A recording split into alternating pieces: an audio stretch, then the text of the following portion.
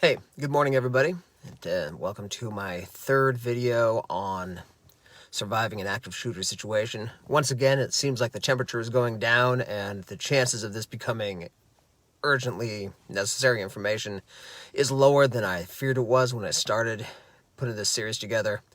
But the sad fact remains that there is a possibility that any of us can be in a situation where there are bad guys with guns and the good guys don't have guns. And as an author that I recently read about these things mentioned, in an active shooter situation, the police will arrive in minutes, but it's a situation where seconds matter. So you may very well be in a situation where it is up to you to keep yourself safe from a bad guy with a gun. This is the third detailed video in this series, and we're going to talk about the fight part of the run, deny, fight path of thinking when you're in an active shooter situation. And what we've got here is a situation where the bad guy has gotten through anything you've put between them and you. He knows where you are, and your only chance now is to fight. And the first thing you need to do is to give yourself permission to hurt and kill somebody if they have a gun and they're trying to harm you. And that's more complicated than maybe we're thinking right now, but it is an important part of this equation. Now, when you've given yourself permission, how do you stop a bad guy with a gun who is coming at you with the intent to kill you?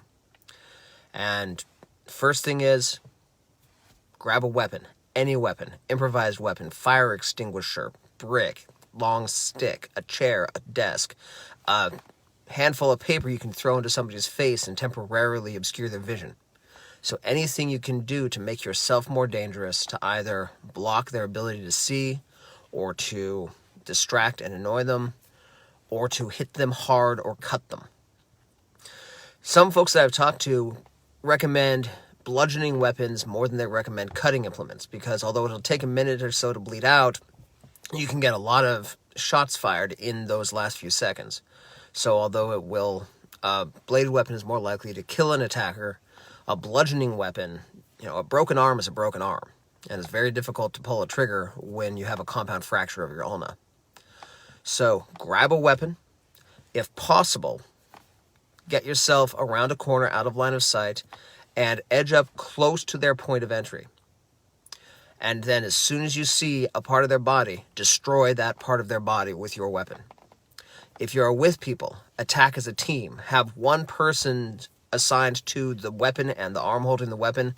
Another person grabs the legs, takes them off balance. A third person grabs the head and starts gouging the eyes. Take a team approach.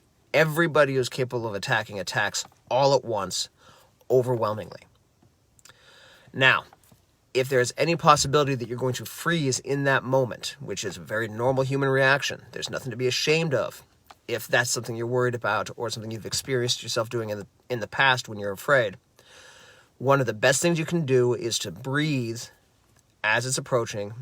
There's a very specific pattern of breathing in for a count of 4, hold your breath for a count of 4, breathe out for a count of 4, hold your breath for a count of 4, and repeat. This is sometimes called square breathing.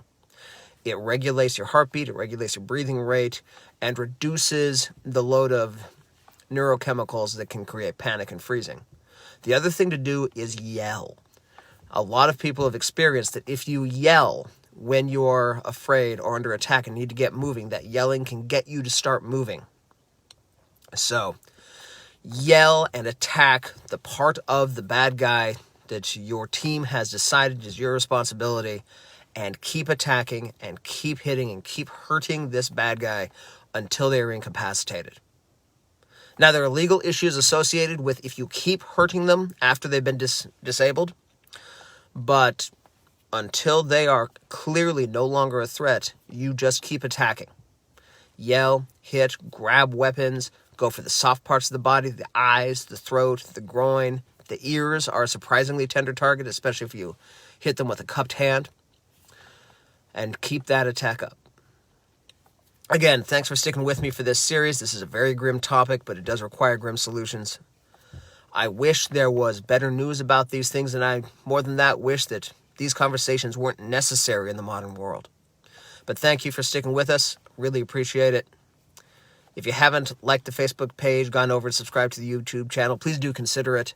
Those little things help a lot. And if you really have appreciated these kinds of efforts, this kind of research, we are live on Patreon as well.